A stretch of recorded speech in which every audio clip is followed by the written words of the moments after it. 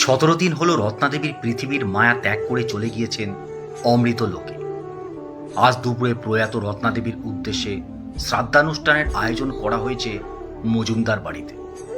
রত্নাদেবীর 3 ছেলে আর এক মেয়ের সম্মিলিত প্রয়াসে এই অনুষ্ঠানের নামকরণ হয়েছে স্মৃতির অঞ্জলি।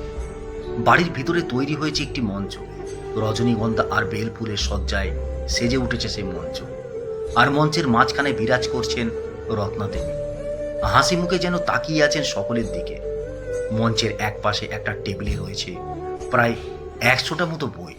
অতিথিবর্গ, শুভাকাঙ্ক্ষী, গ্রামের লোকজনে মজুমদার বাড়ি যেন এক অন্য কোলাহলে পূর্ণ আজ। রত্নাদেবীর 82 বছরের জীবন রাজত্বের প্রদীপটা নিভল সেদিন দুপুরে। খাওয়া দাওয়া সেরে নিজের ঘরে যাবেন বলে চেয়ার থেকে উঠে দাঁড়িয়েছেন।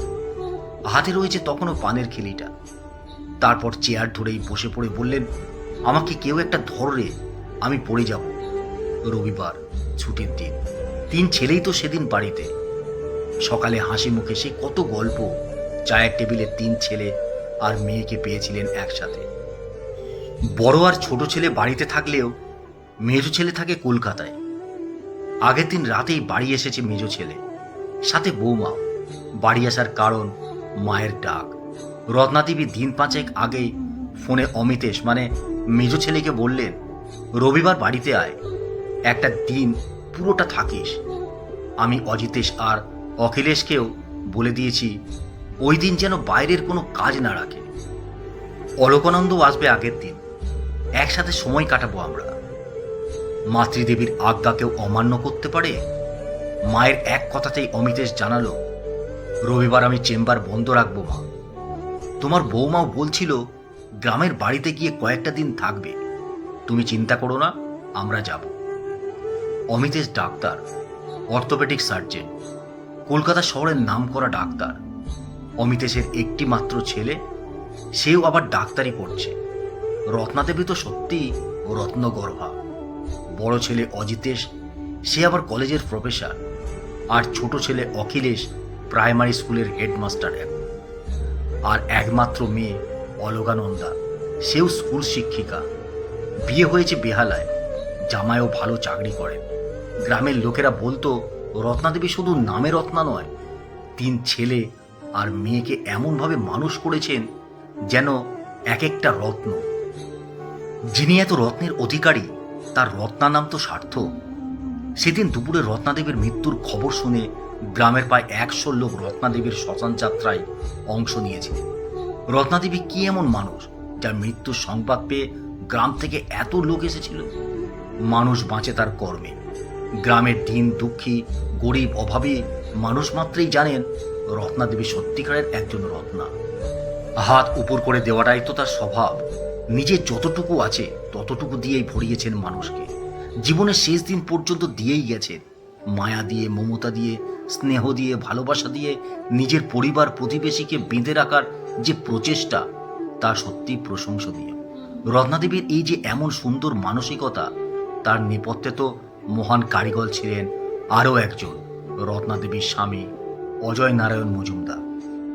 একটা ঘটনা তাহলে বলা যাক। অজয় নারায়ণ বাবু তখন বেঁচে ছিলেন। একদিন সন্ধ্যেয় 3 ছেলে আর একমাত্র মেয়েকে নিয়ে তিনি বসলেন। রত্নাদেবীও সাথে ছিলেন। ছেলে মেয়েদের উদ্দেশ্য করে বললেন, আমি আর তোমার মা মানে আমরা দুজনে সব থেকে খুশি এই কারণে, আজ তোমরা স্ব কর্মক্ষেত্রে প্রতিষ্ঠিত। আমরা আমাদের সবটুকু দিয়ে তোমাদের মানুষ করতে পেরেছি। তোমরা মানুষও হয়েছ। মানুষ হিসেবে তোমাদের একটা দায়িত্ব থেকেই যায়। মানুষ হয়ে মানুষের পাশে দাঁড়ানোই হলো সেই আসল মানুষত্ব। আশা করি মানুষত্বের সেই জাগরণ তোমাদের মধ্যে আছে। সেই কথাটা তোমাদের বলার তোমাদের মায়ের ইচ্ছে। তোমাদের রোজগারের সামান্য কিছু অর্থ যদি তোমার মায়ের হাতে তুলে দাও, তাহলে গরিব মানুষের কাজে, মানুষের দরকারে ব্যয় করা যেতে পারে। সামান্য কিছু কিছু দিয়ে অসামান্য একটা কাজ, ভাবতে পারছো? একটা ফান্ড থাকবে, সেখানে তোমরা তোমাদের সাধ্যমতো তোমাদের রোজগার থেকে দেবে। তোমরা রাজি তো? সকলে সমন্বয়ে হ্যাঁ বলাতে অজয় নারায়ণবাবু রত্নাদেবীকে বললেন, তুমি সত্যিকারের রত্নগর্ভা। সন্তানরা সত্যিকারের মানুষ হয়েছে। সেদিনের সেই ট্র্যাডিশন চলে এসেছে এতদিন ধরে। রত্নাদেবীর নিজের দায়িত্বে দীর্ঘ 20 বছর পালন করে গেছেন সেবামূলক কাজ। তবে মজুমদার বাড়ির পরিবেশটা আজ অন্যরকম। ঘড়ির কাঁটাতে তখন 11টা। শুরু হলো স্মৃতির অঞ্জলি অনুষ্ঠান। আগত অতিথিরা মঞ্চের সামনে চেয়ারে বসেছেন।